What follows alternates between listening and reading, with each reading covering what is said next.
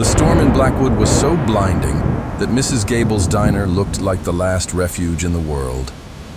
When a mysterious truck driver walked in, she had no idea he was carrying the secret that had kept her awake for 40 winters. As she cleared his empty plate, a familiar glint underneath stopped her heart cold. It was the answer to the question she'd sworn to carry to her grave, and proof that love never forgets the way home. Time stopped in Blackwood the day he left, but Mrs. Gable's coffee never went cold. 40 winters. 40 times she'd flipped the calendar in the back room. The diner stayed open, chipped yellow letters above the door, the same worn formica counter where Robert used to sit with his coffee before every run. She still served every plate like she was expecting a miracle to walk through that door. That night the storm came in different, angrier. The diner lights flickered twice and held, like the building itself was deciding whether it was worth staying upright. She didn't lock the door. She couldn't have said why. Just something in the air made her leave the light on a little past closing. Blackwood was the kind of town that emptied out after dark, especially in weather like this.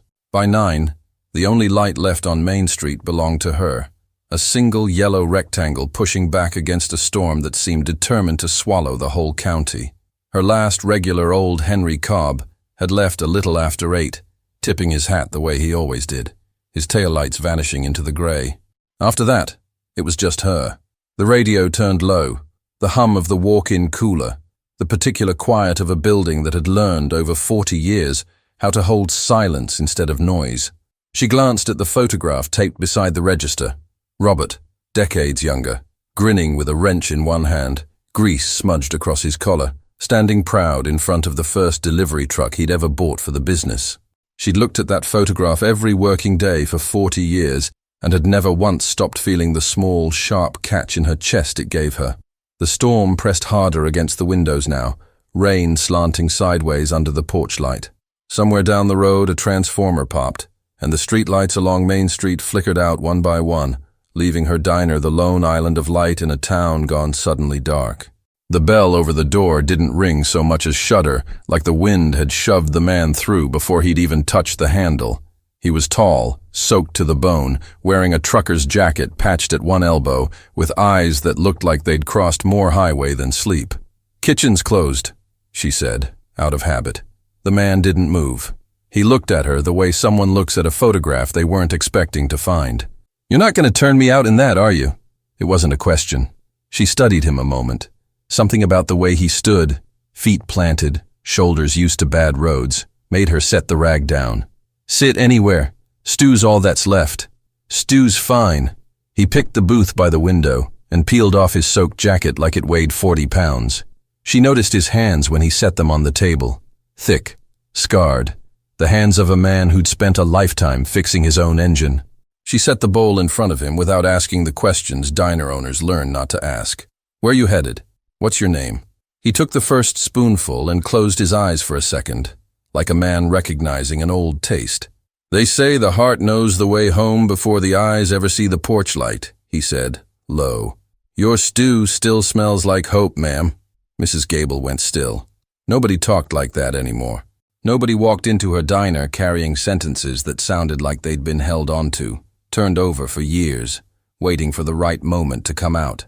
"Name's James," he said, like he owed her that much.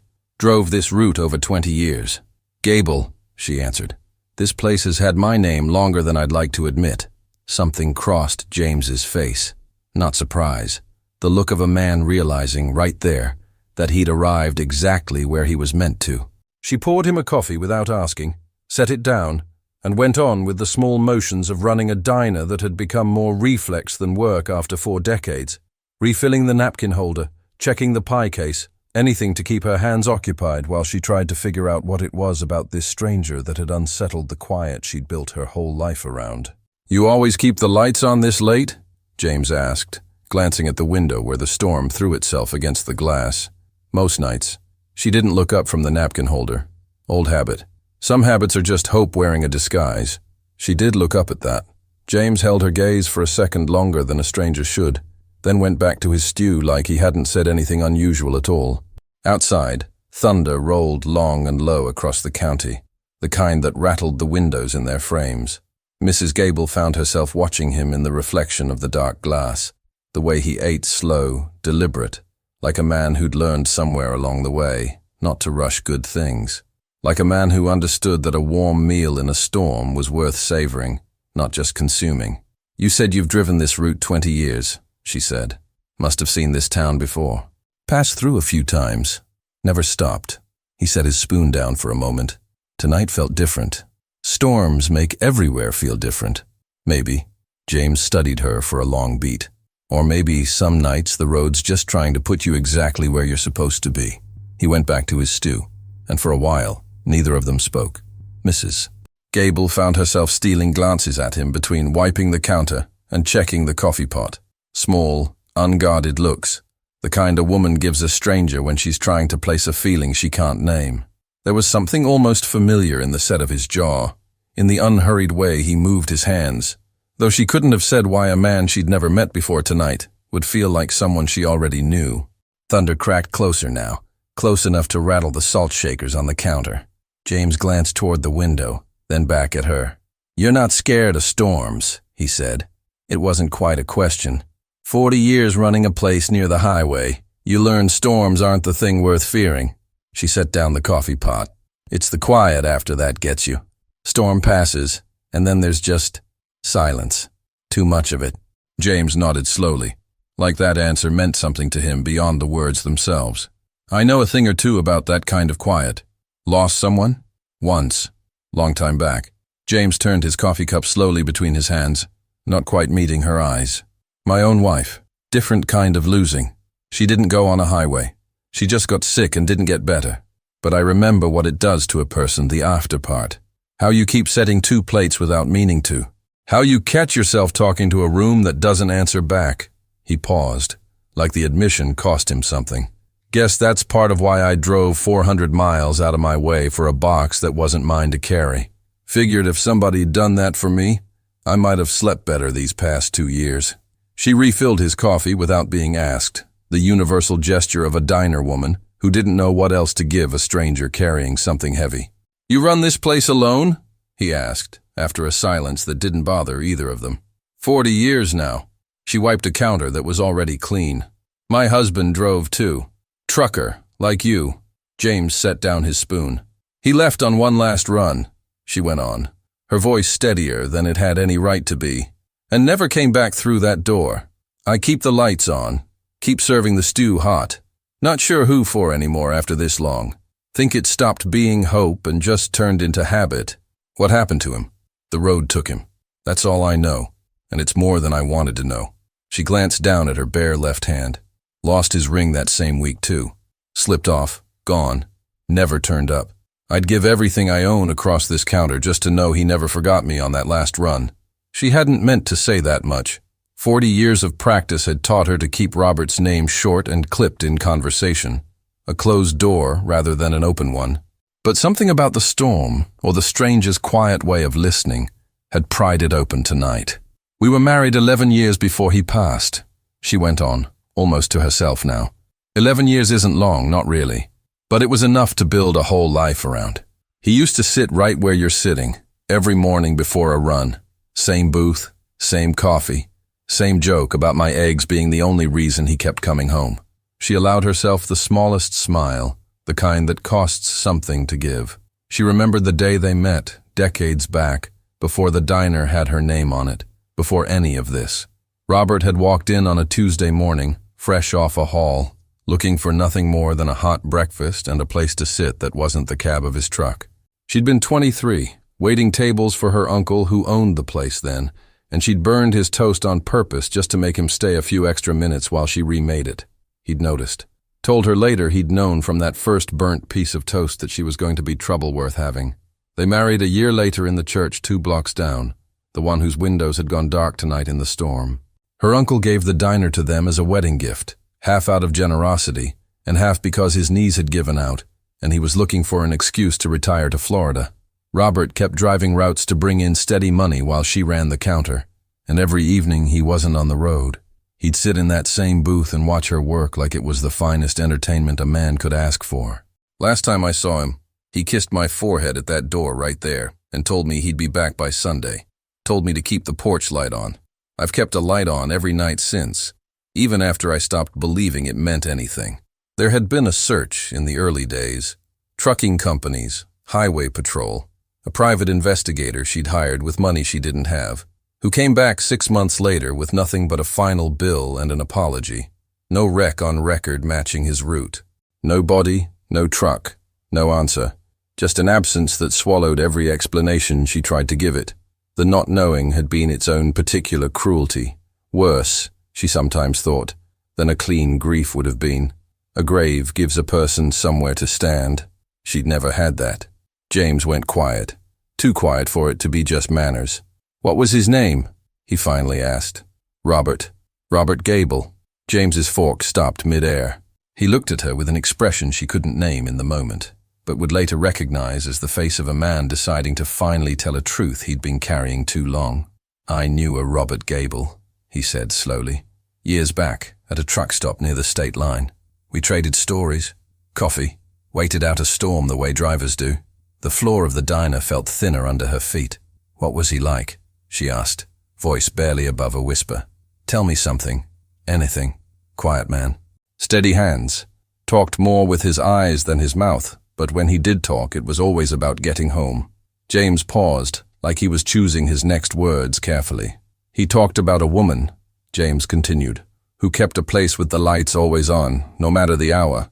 Said she was the only reason he ever wanted to come home instead of taking one more load. Mrs.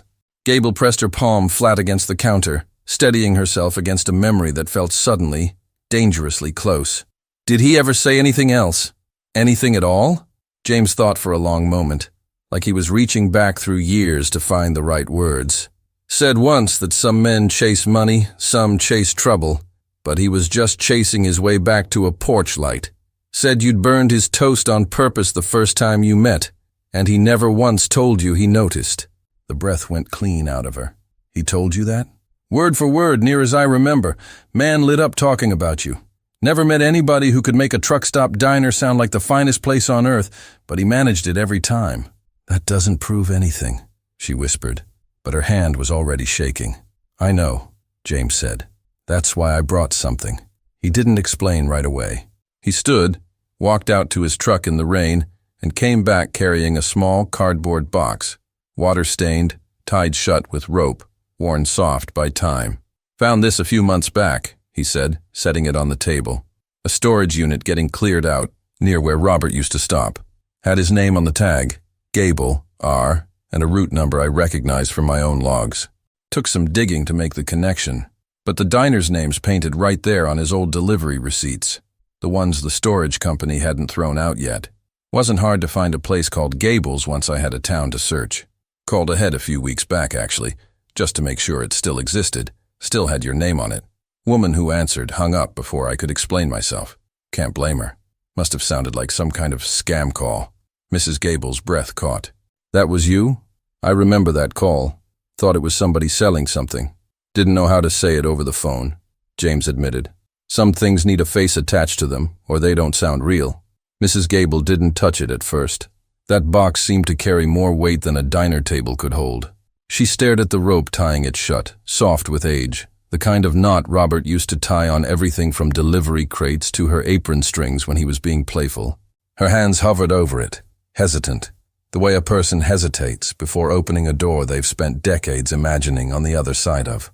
You don't have to open it tonight, James said gently. I just didn't want to carry it any further than I had to. Why didn't you just leave it on my porch? She asked, not accusing, just trying to understand. Why come in, sit down, eat a bowl of stew first? Because a box like that deserves to be handed over by somebody, ma'am. Not just left for a stranger to find alone in the morning. He paused. And because, truth be told, I hadn't had a hot meal sitting down in longer than I'd like to admit, and the light in your window looked like the kindest thing I'd seen in 100 miles. She managed a small, surprised laugh, rusty from disuse, but real. Then she untied the rope herself, fingers remembering the motion the way hands remember a song they haven't played in years. Inside, a flannel shirt, mended by hands she'd have recognized anywhere. A small notebook, pages warped by old water. James watched her go through them, then spoke again, quieter this time. There was something else in that box, he said. Small pouch sewn shut, tucked inside the lining of the jacket pocket. The kind of place a man hides something he doesn't want jostled loose on a long haul. Took me a week of carrying that box around before I even found it. Cut the stitching open one night at a truck stop in Nebraska, not really expecting anything, and there it was. He didn't say what it was, just held her gaze a moment, like he was deciding something. I kept it on me the whole drive here, he admitted. Wasn't sure how to hand something like that over. Didn't feel right just setting it on the table next to a flannel shirt, like it was the same kind of thing. Figured I'd know the right moment when it came. She touched the flannel first, fingers running over a patch she remembered sewing herself one winter, years and years ago, at this very counter, while Robert teased her about her crooked stitches. The fabric still held a shape, somehow, like it remembered the man who'd worn it even after everything else about him had faded into rumor and silence. She opened the notebook with the same care a person uses on something that might fall apart in their hands. Most of the pages held the ordinary record of a trucker's life.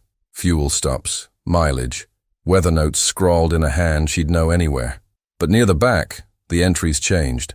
40 miles from home and already thinking about her face when I walk through that door. 11 years married and I still get nervous like the first time. Stopped by a jeweler outside the county line today. Her ring's gone thin at the band.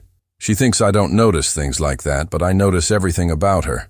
Having it strengthened as a surprise. Told the man not to change how it looks. Just make sure it lasts. Picked up the ring today. Good as new. She's never going to know it left her finger. Planning to slip it back on the night I get home. Tell her I noticed it wearing thin. Tell her that's 11 years of marriage worth holding on to. Maybe take her back to the church. Ask her to say the vows again. Just because I want to hear myself promise her forever one more time.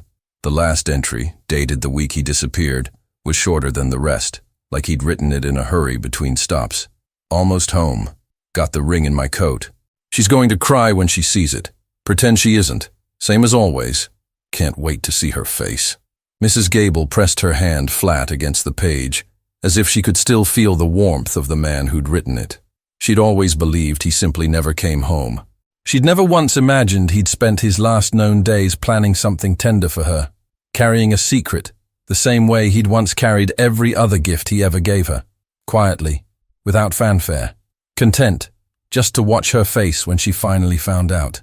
The ring's not in there, she said quietly, searching the box one more time, her voice catching somewhere between hope and disappointment. It must have been lost with everything else. James didn't answer right away. He just held her gaze a moment, something unreadable behind his tired eyes, then finished the last of his coffee, like a man who knew something he wasn't ready to say out loud yet. Maybe it'll turn up, was all he offered. Some things take their own time finding their way back. Mrs. Gable's hand went to her mouth, the notebook still open on the table in front of her. Decades of lights left on, plates served for no one. A husband who'd spent his last known days planning a surprise she never got to receive. All of it broke loose at once, in a sob she hadn't let herself have in years. James said nothing more. He just waited, the way you wait beside someone finally receiving an answer that was decades overdue. All these years, she finally managed. I told myself he just never made it back, that the road took him, and that was the end of the story. I never let myself believe there was more to it than that. It was easier than hoping. Some men carry things a long way before they find the right hands to put them in, James said. Took me longer than it should have to find you. I'm sorry it couldn't have been sooner. Don't be. She wiped her eyes with the back of her hand. You found me before the light went out. That's more than I had any right to ask for. They sat with that for a while, the storm outside softening into something closer to ordinary rain, the kind that doesn't argue with anything anymore. James finished what was left in his bowl, and Mrs. Gable, still trembling, rose to clear the table, needing something for her hands to do, the way she always did when feeling threatened to swallow her whole. Road's calling me again, he said, standing, pulling his still damp jacket back on. But I figured you deserved to know. He never forgot the way home. Will I see you again? She asked, surprising herself with the question. James smiled, the first full smile she'd seen from him all night. Roads have a way of circling back, ma'am. Same as everything else. He lingered a second longer at the door, looking back at the diner like he was memorizing it. The chalkboard menu, the booth by the window, the small yellow building that had somehow become, for one stormy night, the most important stop on his entire route. "Take care of that light," he said. "Town like this needs somebody keeping it on." "I intend to," she said. "Longer than ever now." The door closed behind him. Outside, his taillights faded into the rain, swallowed by the storm same as he'd appeared out of it. Mrs. Gable stood alone a moment, the box still open on the table, the flannel shirt and notebook, the only things he'd left her, or so she thought. She gathered the dishes off the table out of old habit, stacking the bowl, the spoon, lifting his empty plate to carry it back to the sink. Something shifted beneath it, a small, hard weight that hadn't been there when she'd set the plate down hours before. She lifted the plate fully and went still. There, on the worn formica, sat a ring. Gold, simple, the band reinforced exactly the way a careful jeweler might strengthen something meant to last another 40 years. Tucked beside it, a scrap of paper folded into a tight square, brittle with age but intact. Her knees nearly gave out. She caught the edge of the booth and lowered herself into the seat across from where James had been sitting only moments before, the plate still trembling in her other hand. She unfolded the paper with fingers that had finally, completely, stopped pretending to be steady. In handwriting she would have known anywhere, even after 40 years, even faded soft with age. "He never stopped looking for the way back to you." Mrs. Gable pressed the note to her chest and wept. Not the careful, contained grief she'd allowed herself in public for decades, but something larger, finally given permission to break free. A story she thought had ended on a highway she'd never seen. And here, under an ordinary dinner plate, in the middle of an ordinary storm, the ending she'd never let herself imagine. She slid the ring onto her finger. It still fit, engraved inside, worn soft by decades but still legible if you knew where to look. R&E, the way always leads back. She understood now why James had chosen that booth, why he'd eaten so slowly, why he'd waited until the very end to let her find what mattered most, not handed over like an ordinary gift, but hidden the way Robert himself had once hidden it, tucked beneath something ordinary, waiting to be discovered by a woman willing to clear her own table. For a long while she simply sat there, turning the ring slowly between her fingers, watching the engraving catch what little light remained. She thought about every theory she'd built over 4 decades to explain his absence, every version of the story she'd told herself just to keep functioning. None of those stories had ever included this. None of them had ever included a stranger walking in out of a storm, hiding the truth beneath a plate, and letting her find it in her own time, her own way. She walked to the window and watched the storm finally start to break, the first thin gray light of morning pushing through the clouds over Blackwood. So many lights left on for a man who was never coming back through that door. And somehow tonight the waiting hadn't been wasted after all. It had just been the longest way home. She thought about Henry, and how she'd tell him in the morning, the way she told him most things eventually, in her own time. She thought about the chalkboard menu Robert had hand-lettered all those years ago, still hanging behind the counter, still announcing specials that had changed 1,000 times since while his handwriting never had. The ring caught the early light differently than she remembered it ever catching anything. Not like a relic of what was lost, but like proof that some things, given enough time and the right stranger's kindness, find their way back to where they belong. She turned the sign on the door from closed to open, the way she did every single morning of her life, rain or shine, grief or not. And for the first time in 40 years, she did it without the small ache that usually came with it. Just gratitude, just quiet, just a woman, a ring, and a town that was about to wake up to news it didn't yet know it needed to hear. Love is never truly lost. It just takes the longer road home. Life can feel like a storm that takes the things we hold most precious, but stories like Mrs. Gable's remind us that what's true always finds its way back. If you want your feed to be a place of reunions and hope, not just passing headlines, join our family of subscribers. Click now and make sure the light in this diner never goes out for you.